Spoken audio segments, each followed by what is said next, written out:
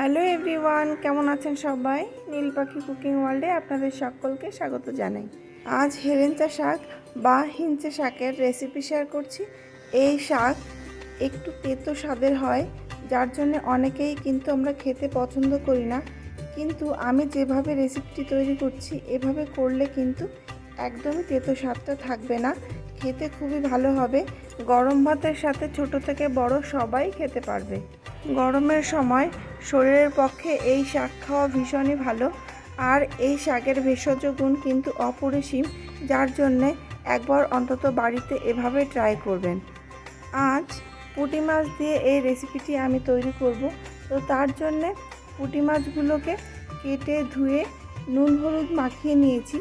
এবার কড়াই গরম হয়ে গেলে কড়াইয়ে সরিষার তেল দিয়ে দিয়েছি। তেল ভালোভাবে গরম হয়ে গেলে মাছগুলোকে আমি অল্প অল্প করে দিয়ে ভেজে তুলে নেব। যদি আমার ভিডিও আপনাদের ভালো লেগে থাকে তাহলে প্লিজ একটা লাইক করবেন আর সাবস্ক্রাইব করে আমার পাশে থাকবেন। আর যে সমস্ত ফ্রেন্ড আমাকে সাবস্ক্রাইব করে আমার পাশে রয়েছেন তাদেরকে অনেক অনেক ধন্যবাদ। তবে কথা বলতে বলতে দেখুন মাছগুলো লাল লাল করে ভেজে নিয়েছি। এবার ওই মাছ ভাজা তেলের মধ্যে দিয়ে দিলাম খোসা ছাড়িয়ে নেওয়া রসুন। বেশ কিছু রসুন আমি এখানে দিয়েছি, 3 চামচ মতো। তবে রসুনটা একটু বেশি হলে কিন্তু এই রেসিপিটা খেতে বেশি ভালো হয়। তো রসুনটা একটু ভেজে নিয়ে দিয়ে দিলাম 1 চামচ রাঁধুনি। এবার এই ফোড়নটাকে আমি 2 থেকে 3 মিনিট মতো ভেজে নিলাম। গ্যাসের ফ্লেমটা কিন্তু হাইতেই রেখেছি। এবার আগে থেকে ভেজে রাখা মাছগুলোকে দিয়ে দিলাম আর দিচ্ছি 1 চামচ নুন আর হাফ চামচ হলুদ গুঁড়ো।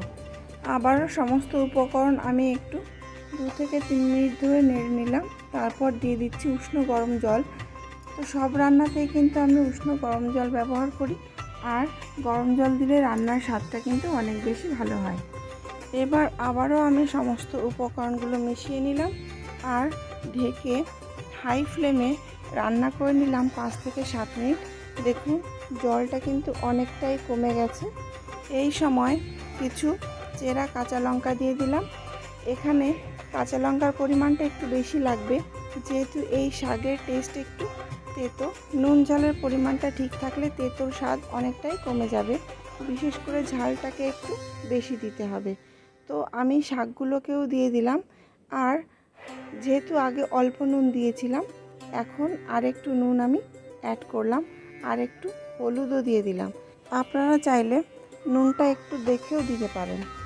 তো নুন হলুদ দিয়ে আমি সমস্ত উপকরণগুলো আবার ভালোভাবে মিশিয়ে নিচ্ছি।